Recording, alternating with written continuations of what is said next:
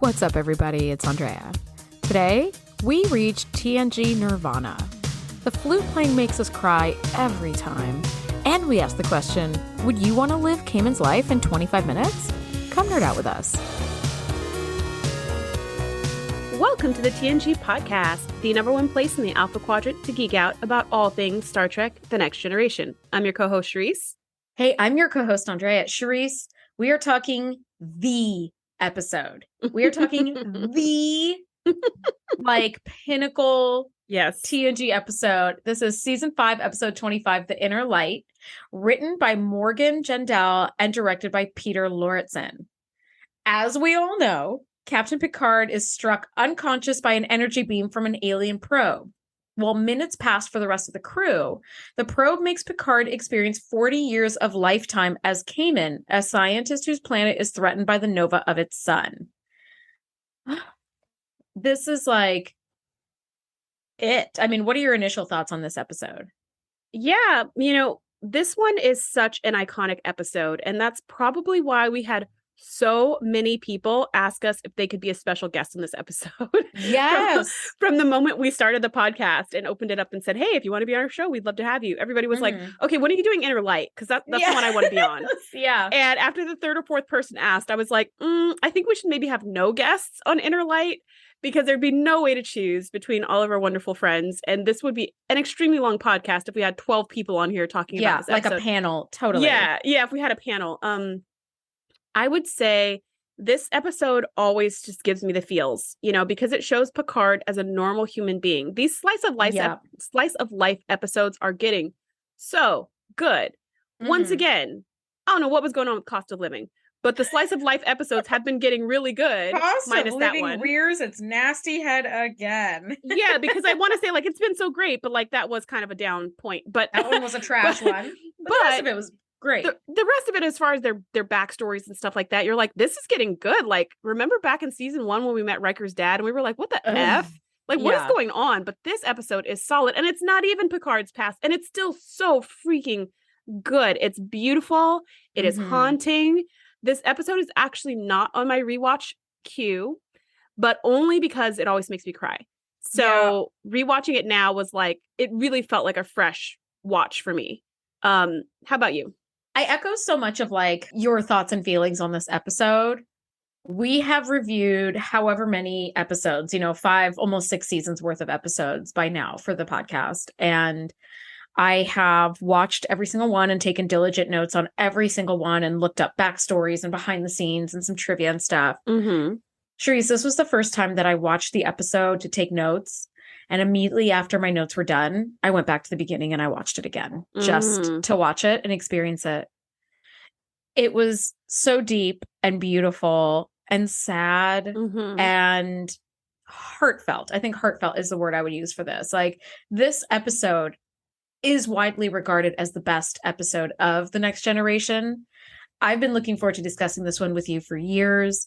Initially, the first couple times I've watched this episode, it gave me a lot of anxiety because, as you know, I hate when people are speaking and no one is listening to them, especially when they're making sense, they're in a crazy world and they're the only one who's making sense and nobody will listen or whatever. You're just listen to this person. But I think for me, my anxiety really stems from not feeling heard a lot of times when I was younger, I guess. I don't know. I'm assuming. So when somebody like Picard is no, I was on a ship. I don't know how I got here. And they're oh, okay.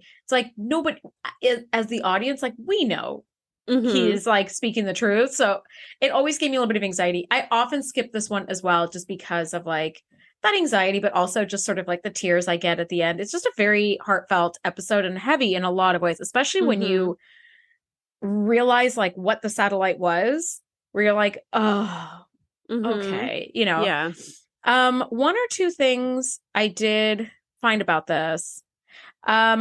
The theme of cultural memory and passing down traditions in the wake of societal destruction is what influenced the writer, Morgan Gendell, to write this episode, because he sort of tapped from his upbringing his Jewish upbringing and the experience of family that were Holocaust survivors.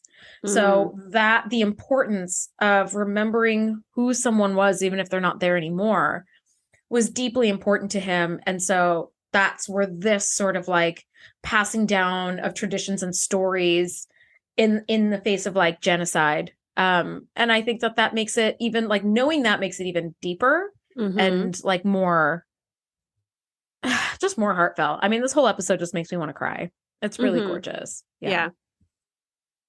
Well, let's just jump in. Okay, so there's the Enterprise is doing a magnetic wave survey in some uncharted area and detects an unknown object, like some kind of probe or a satellite. And they come up to this probe, and the probe is kind of a funky shape. It's very distinct. Kind of like the Harry Potter lightning bolt scar. That's what it looked like to me. It sort of is, but like stretched out in the middle. Yes, I know what you mean. And like the probe itself like scans the ship, and when the ship kind of moves away, the probe sort of moves with it. And like as Picard is talking, the probe sort of emits this like tiny little burst of light. Almost, it reminded me of like the passing of a light in like a lighthouse, how it like swoops around, and wherever you're standing, you just see a blink of it. And it knocks Picard out. And first and foremost, I just want to say major props to Patrick Stewart for doing a knocked out like acting, because that looked so real. And it was also so like sudden and like kind of violent that I was like, whoa, it sort of just caught me off guard. Like it was just brilliantly done. Yeah. I did not remember how the memory thing started in Picard's mind exactly. Like I didn't remember all these nuances of this. So like I said, I was watching it kind of as a fresh watch. So I was like, okay, cool. Yep, probe looks cool. Kind of looks like a satellite, but we're going to call it a probe. Okay, works for me. All right, it's scanning. That's what I thought. I was like, that's totally a satellite, but all right. Yeah, okay, sure. I guess probes could be any shape. Why not? I don't know. There's no aerodynamics. You don't have to worry about drag. Yeah, you're right. You surely don't. You could make it as a ninja star if you wanted to. I was thinking that. A ninja star like a pancake that just flies butter first through space. Like, why not? Butter first. Exactly. You could absolutely do that. Pancake dynamics don't apply. Yeah. The pancake physics of this episode totally works. Yes. So I'm watching this and I'm like, okay. And then, they're putting up shields. They're like, okay, something fishy is happening. And then it's like cutting straight through the shields as if there are no shields. So again, I'm just watching it like, okay. And then when Picard passes out, I was like, what? And then when he sees this is a cool part. When he sees Riker standing over him, like, don't worry, sir, I've got you. And then it morphs into this beautiful woman who's like, it's okay, I've got you. And I was like, whoa, that was a really neat transition. Like visually flawless, beautiful, perfect. Like as a viewer, I was like, woo, we're in a new world. Like that was magical. And then to see Picard, and then it goes to commercial break, but to see Picard's reaction of like, where am I? This must be a holodeck program. This must be a computer. This must be a dream. I could not help but put myself in that situation, thinking the exact same thing of how much the insane levels of panic I would be feeling if I was just standing on the bridge and then I open my eyes, I'm seeing Riker and then suddenly I'm seeing someone else. I'm in a house. I'm on a planet. What is going on? They're calling me by a different name. I would have so much panic right now. So much panic. And I actually applaud Picard. I'm going to say it's his Starfleet training and years as a captain for keeping a cool head and just being like, well, let's figure this situation out, because I'd be 100%. Like, who are you? What's going on? Like, don't touch me. Freak out. Yeah, don't touch me. I would freak out. You know that episode where Picard is like copied and pasted into like a jail cell, and like he and the others are all trying to figure out what the heck is going on. That's what I would have done. I would have been like, don't touch it. Don't get near me. All of that. And he was just like, and you are, and what planet are we on? How many planets are there in the star system? Do you leave the system? Like he asks all these great questions, and the woman is like, and I thought in that instant, it's like, oh yeah, okay, this is absolutely a pre-warp civilization.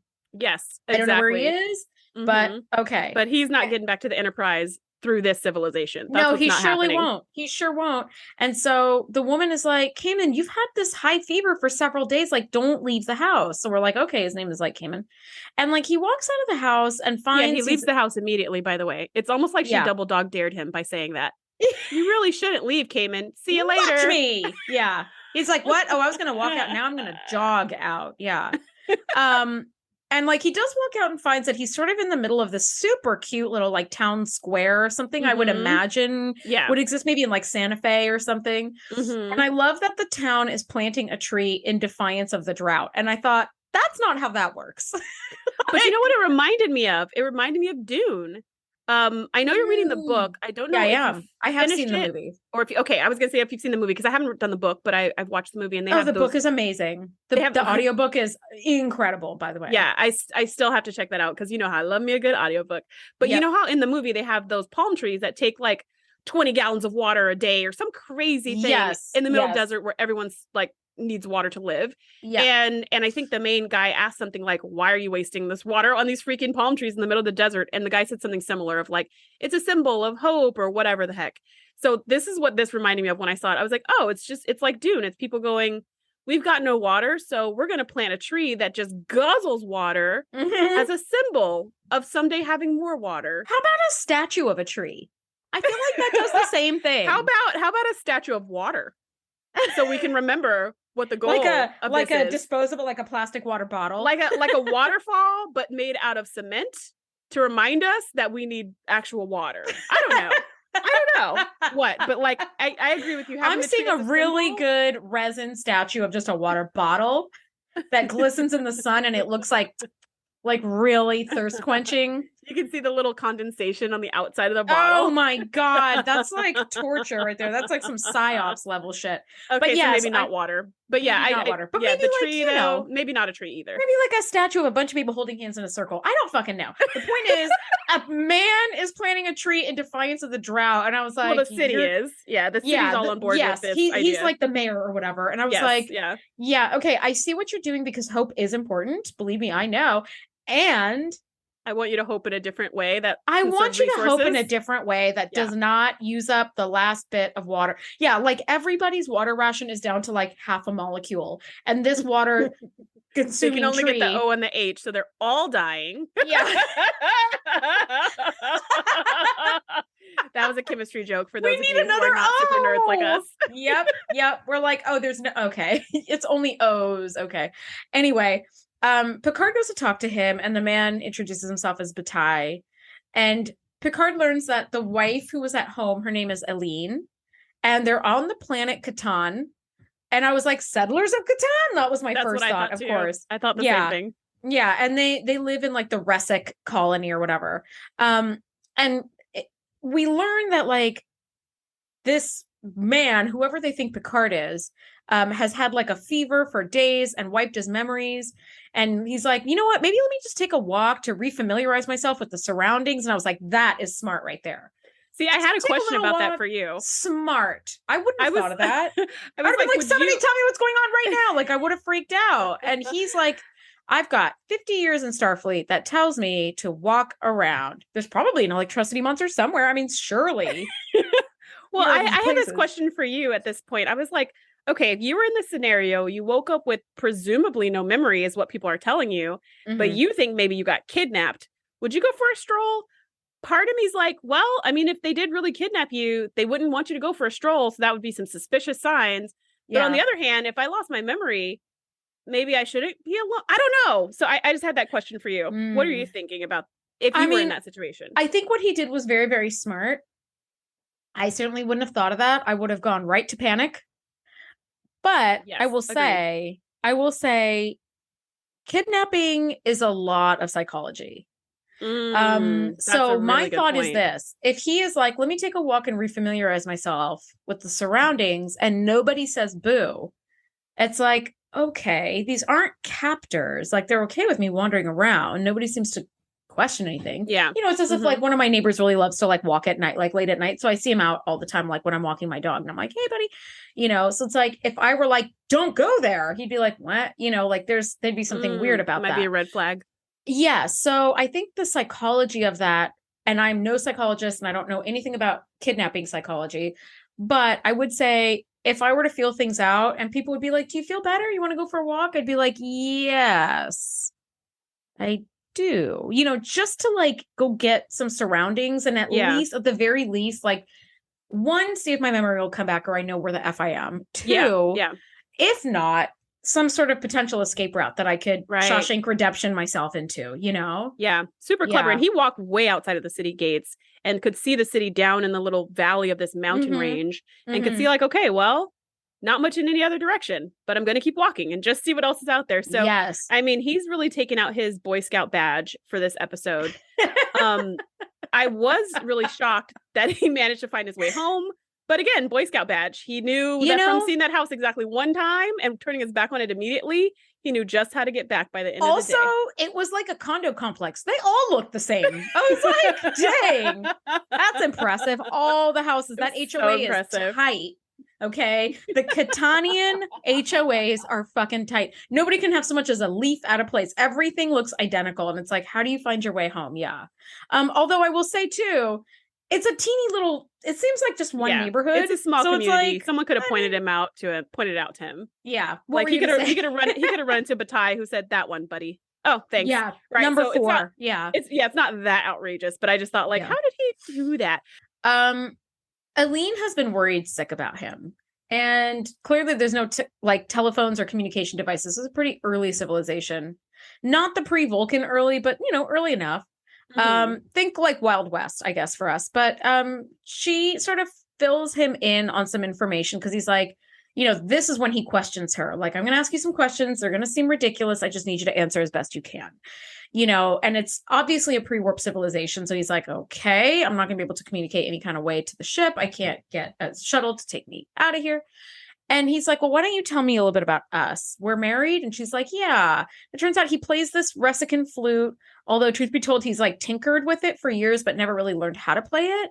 And as Aline leans over him to try to coax him to come to bed, he notices that she has a pendant on her necklace that's the exact shape of the probe that sent Picard to wherever here is.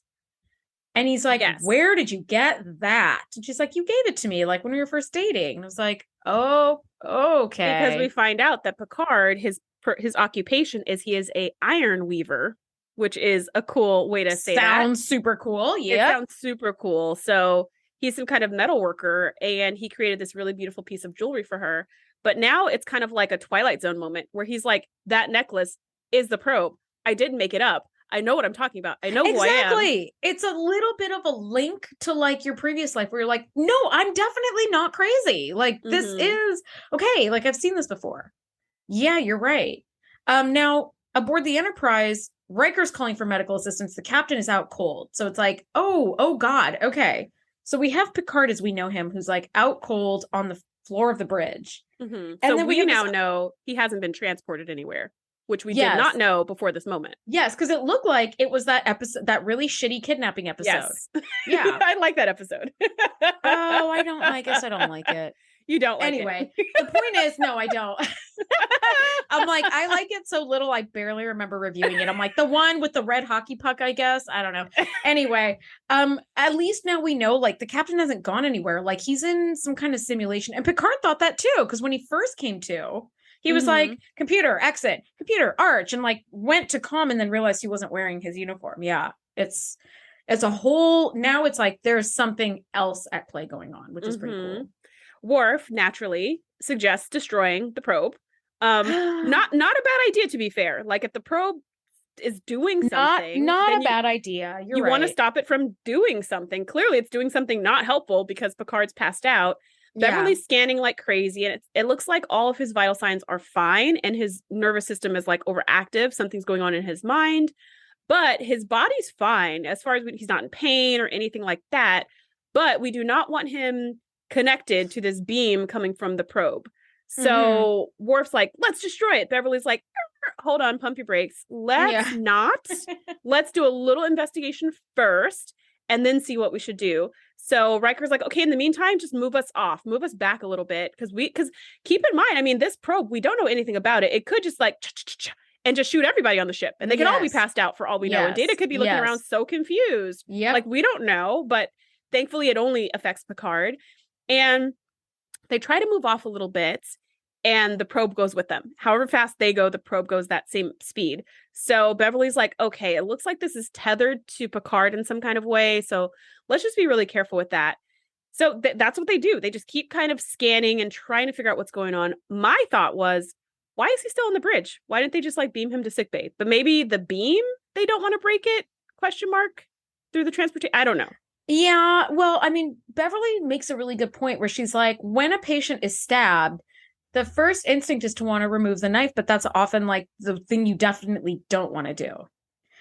So she's like, okay, clearly like his vital signs are normal, but his neurotransmitter responses are like off the charts. This probe has clearly tethered to him some sort of way. So that was the thing, like as the ship moves, the probe moves with it. So it's definitely tethered to Picard. And my thought was, why not get him to sickbay? Like, do we need to keep him on the floor of the bridge? Like, maybe does the probe move like in relation to where Picard is on the bridge? I mean, they deal with everything within like tens of thousands of kilometers. Like, surely it's not like right up against the hull. I don't know. But at any rate, we are back on this planet and 5 years have passed. Picard is using like a sextant to study something in this, in the heavens.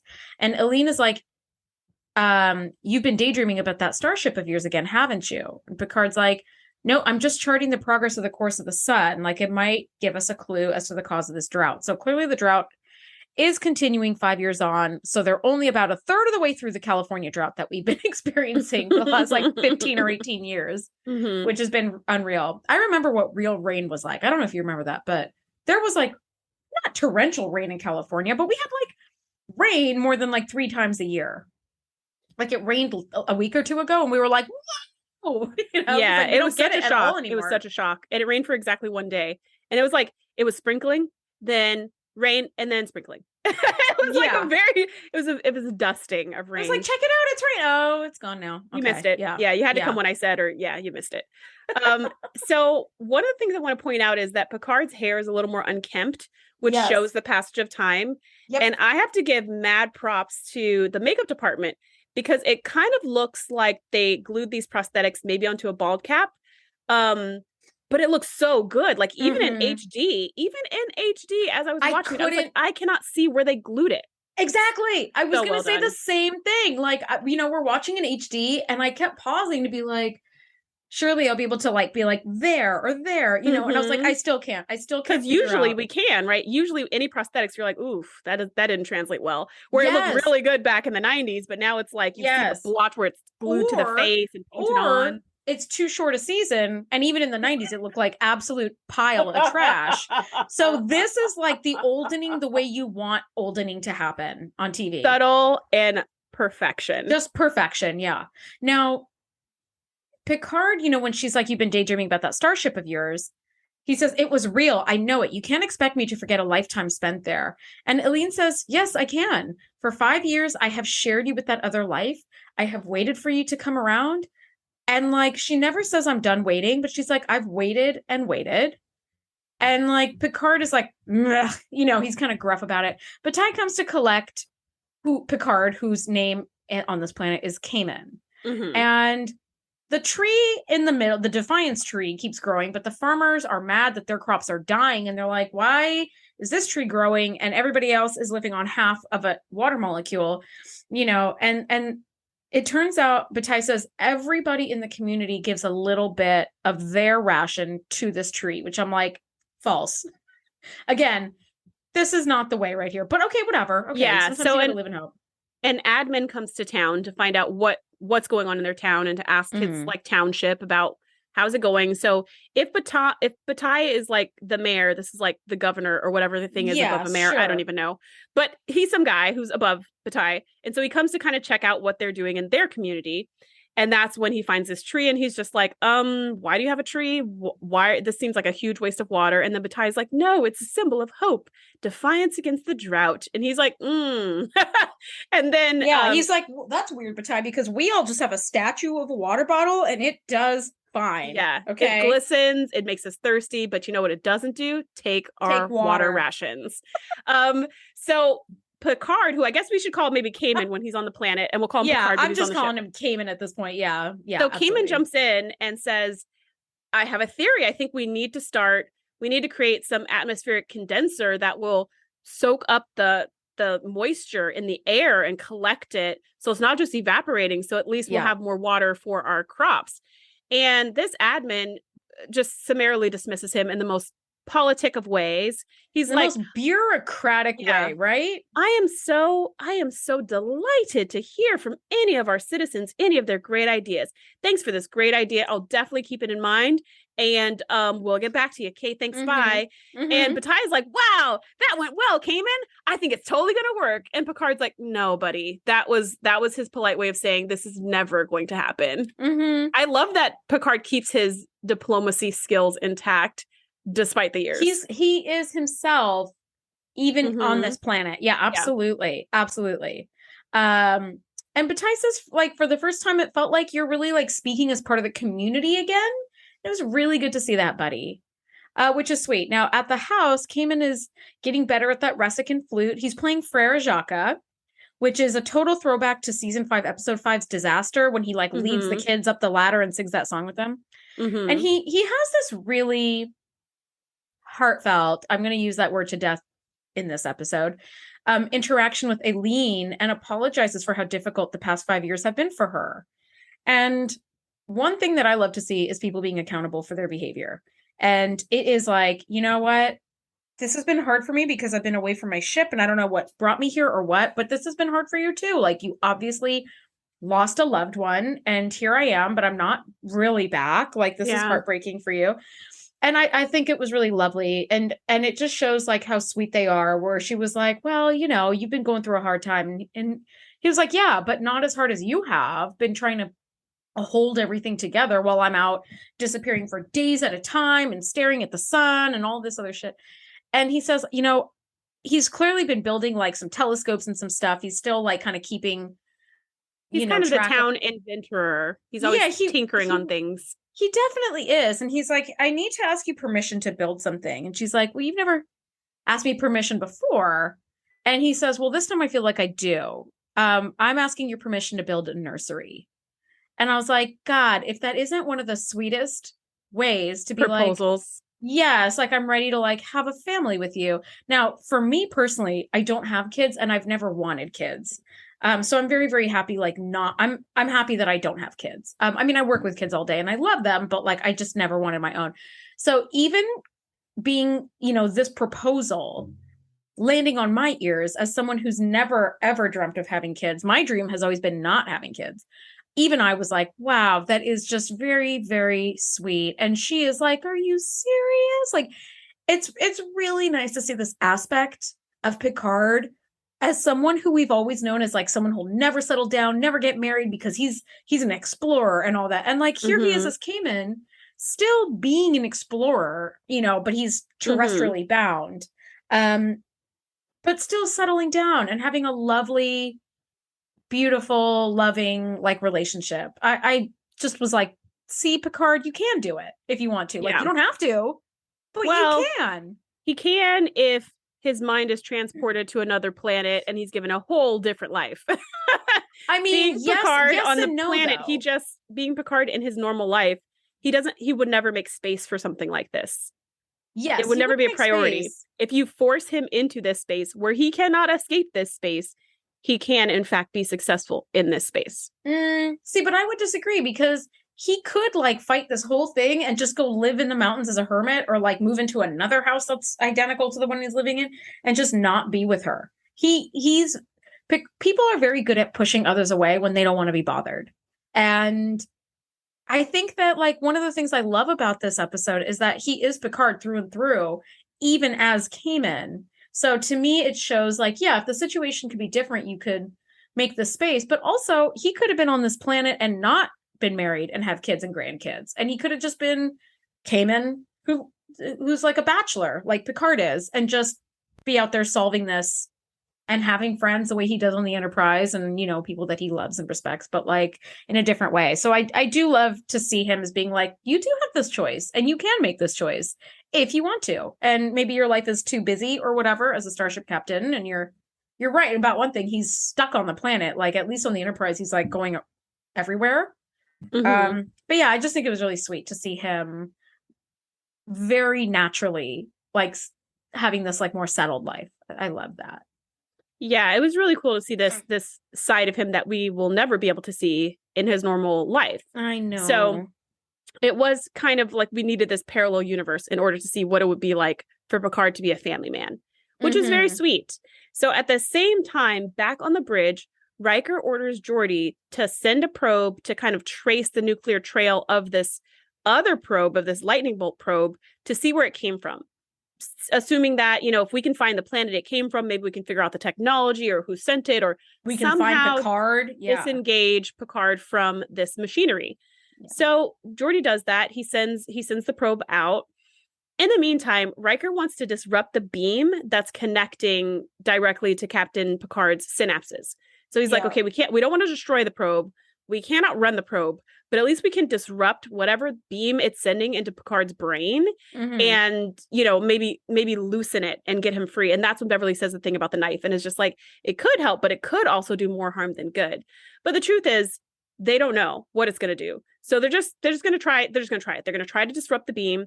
They're going to try to find the people who created this. They're doing everything that they can to save Picard. Now, the good thing is Picard's actually fine right now. He's not dying or anything. So he's stable. Yeah. He's stable. So while there is urgency, it's not the normal urgency we get with this show where there's 5 seconds before the planet explodes or some deadly virus kills everyone or something like that. We do have, as far as we know, we've got some time because all of his vitals are stable. And what's cool about these jump cuts back to the bridge is that every time they come from the bridge back to the planet, X number of years have gone by.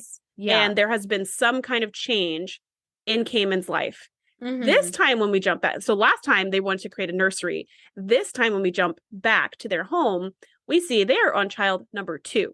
They've got about maybe like a 5-year-old daughter, and they have a brand new baby boy, and they're at his naming ceremony, which is super adorbs. They've got their whole community there, and Kaman is playing the flute, and it actually sounds good. So you're like, wow, this has been a long time because he's mastered a whole instrument and had 2 kids. Yeah, it's been a while. And they named the child Bataille after Kaman's dear friend that died a year ago. So it's like, okay, changes have been happening in the community. Also, I love to see that at the beginning of the episode when he comes to and Eileen is there, she's saying like, we got married 3 years ago. And like Picard is not a young person in this episode. And Eileen is not young either. And I love to see older people like getting married or having children a little bit older. You know, there are risks that come with bearing children at a later age. But like, I just think it's really sweet that like those milestones in life are not just reserved for 20 somethings. I thought that was pretty cool. Now, Kaman and Eileen talk about their daughter, Maribor, who's maybe like 4 or 5 years old. And here was a little sticking point for me. Kaman says Maribor is, you know, just a minute ago, they were having her naming ceremony. And now she's just a proper little lady. And Eileen says she's no little lady, like tromping through the hills and collecting soil samples with her dad. And like, she was said it in kind of like a gentle, joking manner, but like, I don't like this kind of talk. I was like an auto mechanic for years and all of these things that would make me like not ladylike. And I was still a woman and still a lady. You know, I'm no less of a lady than like a dainty, proper little, you know, shopping spree, whatever the like stereotype is. Like lady. Right. So people usually call girls who do those like stereotypically masculine activities tomboys, like they're somehow a boy because they're playing in dirt. They like to do cool shit. I will agree that boys do like dirt. We have a lot of boys in my family and they do love dirt and sand and messes and stuff. But that doesn't mean girls don't like them at all, right? It's just that's not what that means. And I could totally see why that would be upsetting. It is a very small thing in passing, and I think it's more of her saying, because she does say she's her father's daughter, meaning like she's more like you than she's like me, which I think is more, even though she considers herself to be a lady and Picard to be a man, makes sense, and for their daughter to be acting and taking after Picard feels like she's not quote unquote being a lady. Yeah. I agree with you that ladylikeness, it depends on how you define it. And I think that idea of like prim and proper is from like the 1800s. So we can go ahead and update that. We can just update Let's just it. Go ahead and get rid of that stupid ass thing. That's like super duper outdated at this point. Now, as Kaman and Eileen are talking at the party, he starts tipping over and going into like respiratory spasms and like collapses. And we find aboard the Enterprise, the same thing is happening to Picard. So Geordi is like, get that beam back up. And Beverly's like, Data, gotta get that beam back up. Like, they've clearly cut the beam in the middle of Batai's naming ceremony, whatever's going on with, Picard. Mm-hmm. And like, he goes into like cardiac arrest, essentially. And it was like, oh, Jesus. Okay. In both realities. Yikes. In both realities. So it's like, you especially can't do that, I guess. So they get the beam back up and running. And now, like, his vital signs are like holding steady, like is Picard and as Kaman. But again, we have that sort of time jump. Yeah. Mm-hmm. We get a time and we jump get of, a like, little 15 years or so. Yeah. About that's what I was thinking. Like, yeah, about 15 years. We get a little glimpse of Nurse Agawa again. Love seeing her. I know. I was like, hey, Alyssa, hey girl. I know. How you been? How's everything? How was that date with that guy? Yeah, I was just gonna say, did you end up going on that date with that guy from a couple of episodes ago? Okay. So yes, now that we've jumped back, it's like 15 years have passed, and their daughter is like about 20, which is like so crazy because kids really grow extremely fast. Like Andrea and I are teachers; we've got lots of little kids in our families, and it's amazing the difference between a 5-year-old and a 15-year-old. Oh my God. It's so much different than a 30-year-old and a 40-year-old, right? Like all those transitions, the metamorphosis of childhood to adulthood is so rapid. But here, it's literally the blink of an eye. Mm-hmm. You blink and his kid's 20. And she grows up to be just like her dad. She is a scientist. And they have this conversation about what she's found in the soil. There's no anaerobic bacteria in there. And she goes, Dad, this is more than a long drought, isn't it? The planet is dying. And Picard's like, man, I wish I would have just filled your head with trivial concerns like toys and clothes and dumb stuff. And she's like, no, you don't. And he's like, no, I don't. But I kind of do, but I kind of don't. And basically he says, like, I don't want you to be burdened by things that are very concerning that you cannot change like this. And she's just like, you never taught me to be afraid of the truth, even if it's painful. And I think this whole thing is just a really powerful lesson of not just parenting, because like Andrea said, neither of us are parents, but also just working with children in general is how much of the truth do you share and how much do you shield? Mm-hmm. And I have this philosophy with kids that I never lie to them. I don't necessarily volunteer things. I don't think they need to know, but if they ask me a direct question, I will give them a direct answer in like kid language they can understand, but I'm not going to lie to them. And I'm not going to hide things from them. And I'm not going to keep them in bubbles because I feel like they don't get resilience. They don't learn how to deal with scary things or hard things or bad things. If we just say, there is no such thing as a bad thing, which the world is full of and life is full of. And that's part of it. So this just felt really beautiful and affirming to me to be like, yeah, like you've always told her to find the truth, even if it's not a fun truth, even if it's uncomfortable, even if it's painful. Because that's not the point. The point is not to be in a happy little bubble. The point is to be able to deal with the world as it is. Yeah. I just thought that was really beautiful. And she's like, wow, okay. So they talk about some boy that he's like, he's in love with you. And she goes, Dad, I think I should marry him sooner rather than later. What do you think? And, Picard's just like, yeah, now is pretty much the only time we have. So let's go ahead and get that done. He says, make now the most precious time. Now will never come again. And I was like, oh my God, like, I just choked up so much at that. And it's very true because when you're living in a good time, you tend to think that the good time will never end. And when it does, it's heartbreaking. And now is precious. And I love that he said, like, he's just sort of a man of few words with Maribor, which is, by the way, such a boring name, in my opinion. I was like, Maribor. It sounds kind of interesting, though. But I think Bor makes it sound boring. So maybe we needed a different letter there. Yeah. I mean, it doesn't have to be Maribel, but for fuck's sake, Maribor. I was like, ooh, okay. Anyway. And yet this guy's in love with her. She must be really not living up to her namesake. Anyway, at this point, Geordi has chartered the probe's radiation trail back for a light year, and he hypothesizes that the probe came from a planet formerly known as Catan. The star went nova, and all life in the entire system ended 1,000 years ago. And it was like, oh shit, like, okay. So then we're like, well, that's a dead end. There's no reason to go there because no one there can help us. Nobody there can help us. But also, if all life ended there 1,000 years ago, then what the heck is Picard living? You know, and you're like, what is going on here? And we switch back to Kaman, and it's now been like 30 years, and Kaman is an old man, and he continues to search towards the stars, and it's obvious he's closer to Maribor than his son Batai, who's now like in his 20s, because Batai's dream is to pursue music and drop out of school, and you know, Kaman is like, that shit is pointless. Be a flautist. He actually plays the flute really beautifully. He does, but also like Kaman knows like the planet is dying. How many more years do we have? A dozen? Maybe. Like we're going in, we've been in a drought for like 40 years now, you know, at least, where like there's no solution. So now famine is already happening and all that stuff. So it's like the world is literally ending. If you want to be a musician, go ahead. Like there is no right path, especially now where like everybody's option is dwindled down to nothing. It's like there's nothing you can do at all. Yeah. And yeah, like, Picard kind of sees Batai as flighty, because it's like, last week you wanted to be this, and last month you wanted to be that, and every time I talk to you, you want to be yeah, sorry, what did I say? Picard. Kaman. Yes, Kaman thinks that his son Batai is very flighty because he keeps jumping around to different occupations that he would like to have, which is understandable for somebody who's like in their 20s to be trying different stuff. That's kind of what your 20s are for. Yeah. And at first, when Batai says, I want to leave school and become a musician, Kaman's like, no, you're not. Education's the most important thing.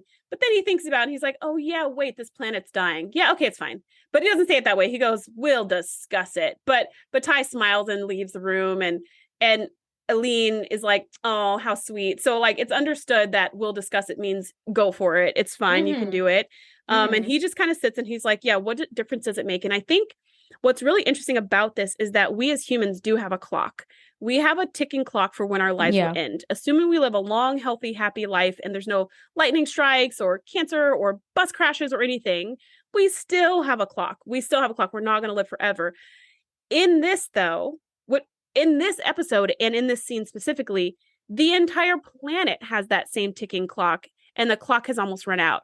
So it's a very different viewpoint on life and what's important and who's important and what we need to do. Why do we even still have school? You know, if like the planet's dying, there's just so many things that it's really hard to wrap my mind around how I would behave in this situation. Because on the one hand, you don't want to become futile and give up everything and say, whatever, the world's over.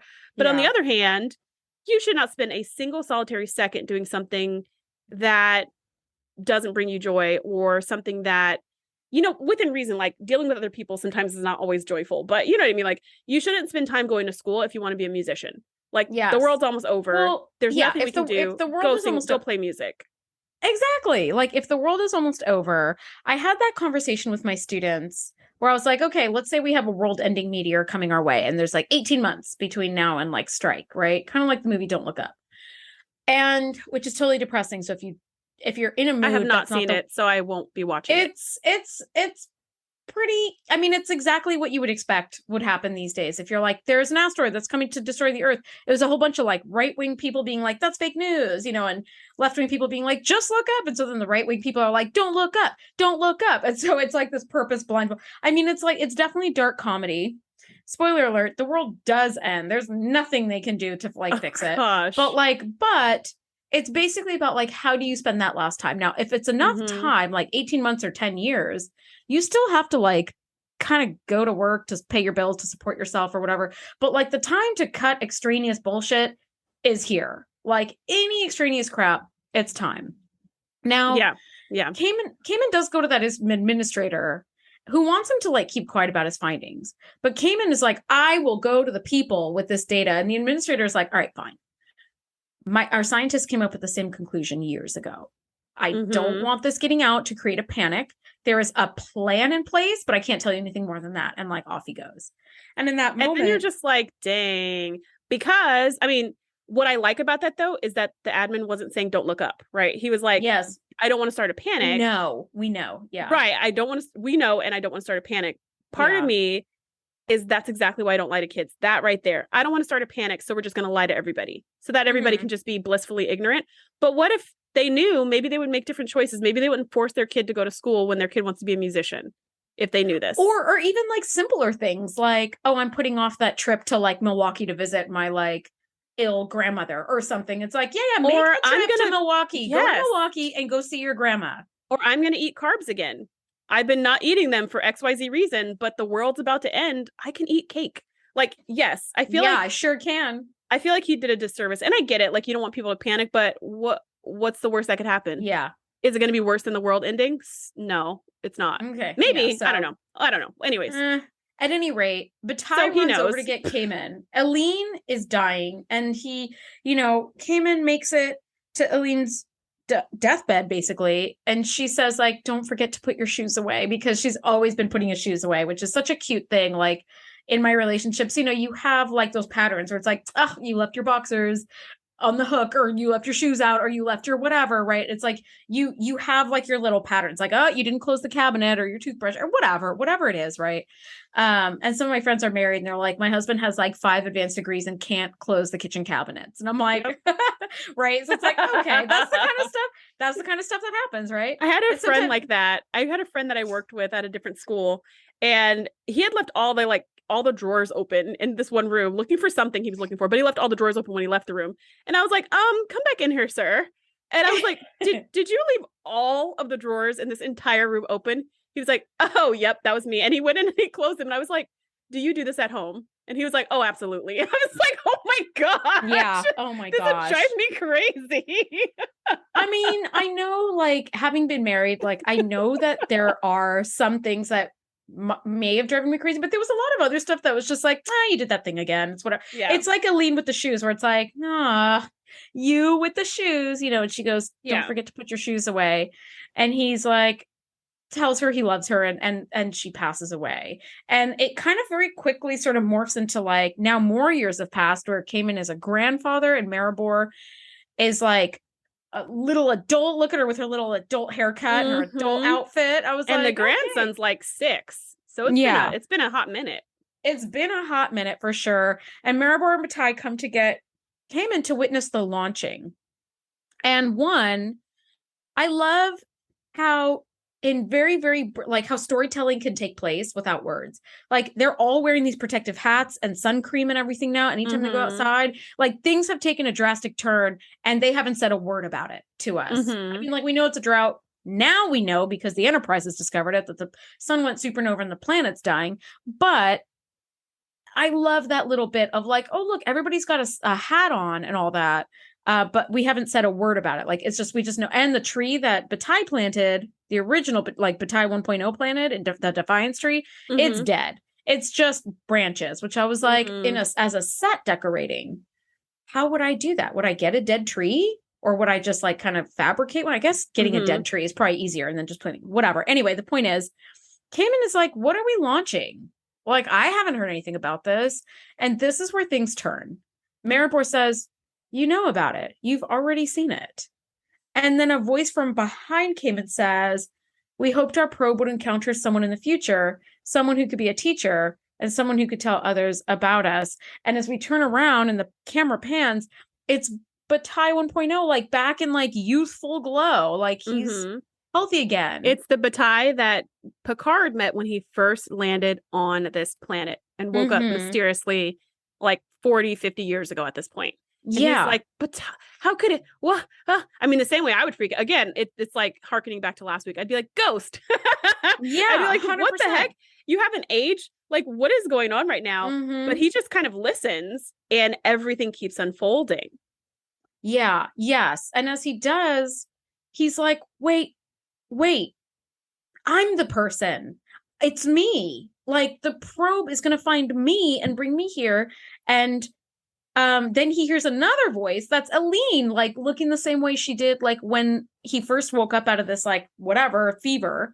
And she's like, yes, my love. Like, we hope that you will, like, we hoped to find somebody who could, like, help us live again through your memories. And when Kaman looks at the missile, like, there it goes. Like, you see the missile launching that's going to find him in 1,000 years. And I was like, oh my God. And when that happened, she's like, tell people about us, my darling. And then he wakes up on the Enterprise. And I was like, before he wakes up though, as she's saying, tell me that, my darling, when you look around, the entire family is circled around. So you see Bataille 1.0, you see Eileen, you see Maribor and her husband, the grandson, like everything that he's experienced for the past like 40 years is there saying goodbye. Yeah.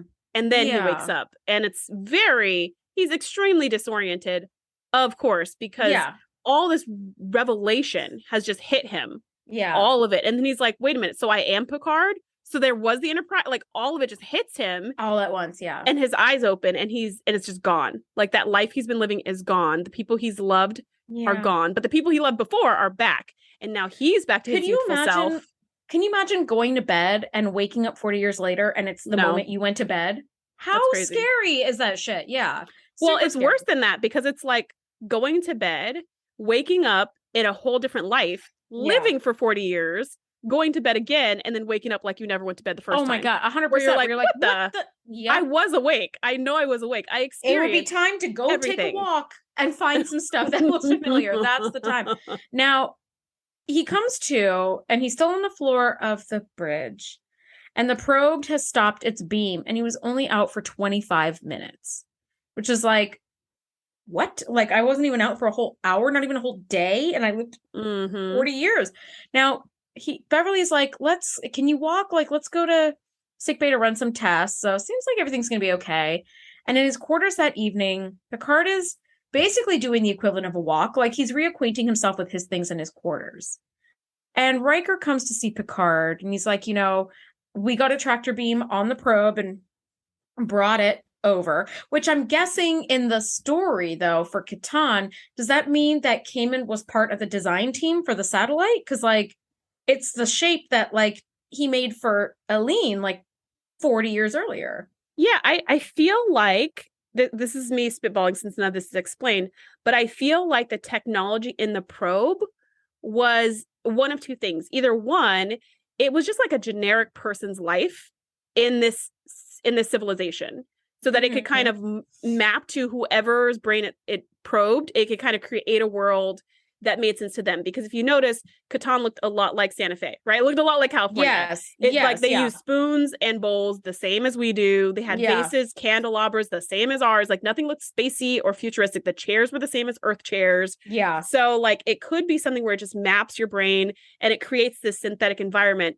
that gives the impression, the experience of what these people were like as a people. So that's one idea. The second idea is that Kaman was an actual person who was actually married to this lady. That's never how I thought about it, but it could be like an actual person. And so they had to scan, I guess, a straight man so that they could fit into that role of playing out Kaman's life. Yeah, so, maybe. Either way. I mean, the fact that, like, at the beginning of the episodes, he sees the necklace and he's like, where did you get that? And she's like, you made this for me. I'm like, oh God, was Kaman part of the design team 1,000 years ago? And they scanned his brain because, it's like, who on the design team wants to volunteer, like, their life experiences or whatever, for this, like, up until launch day. And we just scan your brain and although it's a pre-warp civilization, I'm guessing they don't have brain scan technology, but apparently they do because they've got technology. They have some, because obviously, like, they were able to scan Picard's brain now, it had something. Right, exactly. Anyway, so I'm guessing that Kaman was a real person and that was his real family. And, like, he was part of the design team and he made the probe in the shape of that necklace because it had been, like, in his mind, for all those years. That's my guess. Now, they were able to take the probe and tractor beam it into a cargo bay. And they opened the probe to examine it. And whatever the beam was, it was self-terminating and it no longer works. And my question is, why? You have to imagine you spend all this time making this probe for it to scan one person and let them know that, like, the Catanians lived. It's like, why not make it like a museum that people can visit and get scanned and, like, anyway. But I guess again, I'm going to chalk that up to limited technology. Like, this was all they had. Like, all their energy, all the technology, all the everything was going to go to one person in one shot. Thank God, like, a Ferengi didn't get scanned or something else who, like, wouldn't have valued, like, just the history of it or whatever. I don't know. So anyway, inside, they opened up the probe and he said this was inside, and he hands this box to Picard and leaves. And he opens the box and it's the flute. And now the tears are starting. Mm. Because he's so touched and he goes to play it and finds that like he still knows how. So like his experiences in many ways was real because he didn't know how to play this flute before. And now he knows how to play it. And he plays that like same song he played for like the naming ceremony for Bataille. And I was just like, it just blows my mind that like this would be the thing inside. Now, here's my other question too. I have a few questions at the end here. One is, did the probe like use a replicator technology to generate something that was meaningful in Kaman's life, like as Picard was living it, to give him a little like symbol to be like, this was real. We really existed. Take this and remember us. Or was the flute always in there and he was always going to like learn that skill and have that flute be important to him? What do you think? I think the flute was always in there. And I think the very first thing that the wife did was say, you've been playing the flute for a long time. You've been trying to get the hang out of it. So I think even if he hadn't spent the 40 years learning to play the flute, even if he chose differently in that simulation, he would still have recognized the flute as part of the entire experience he just had. So yeah, I think it was a real thing. I don't think it was replicated. I think it was a real thing. The box was gorgeous. This beautiful, ornate, like kind of looked like jade or something box. Yes, like probably a kind of carved. Yeah. But it could have just been, I mean, it could have been anything. Could have been just a simple prop, but it was beautiful, beautiful. And yeah, it shows that Picard's experiences were real and valid, even if they only took 20 minutes in, ship time.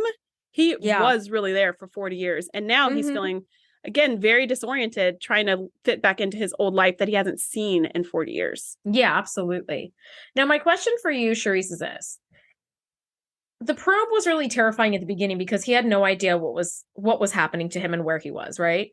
But if you knew what this probe was and what it would do to you, like have you lived this 40 years, would you want to live 40 years as like Kaman to see how the people of Catan lived? No.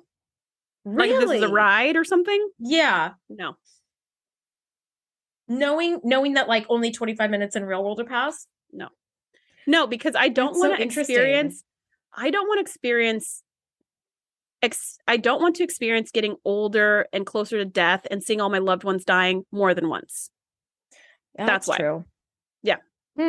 I think I would want to live that, but if it was like a month, if like 2 minutes on Earth would pass, or like 2 minutes in real time would pass, but you'd live like a month as them, I would totally do it. Also, I think that'd be a great technology for like vacations. Yes, where like, you could have a weekend here, but spend like a month in Fiji or whatever with your loved ones. It'd be extremely refreshing. It would be amazing, right? Because the efficiency would go up through the roof if we could 100%. Anytime during the day, just be like, okay, I'm going to take like a 5-minute break, and the 5-minute break is like a month away in wherever. And you could share it with other people. Like they could jump in the thing with you. We actually read a short story just like that in one of our short stories Sundays in our sci-fi club. And it was like, ooh, and you could go to different planets and stuff like that, all with this technology that would send you to the actual planet, but like your mind would go, but your body would stay. Yeah. You could explore it through this like robotic body. Kind of like, and it was like Ready Player One, sort of.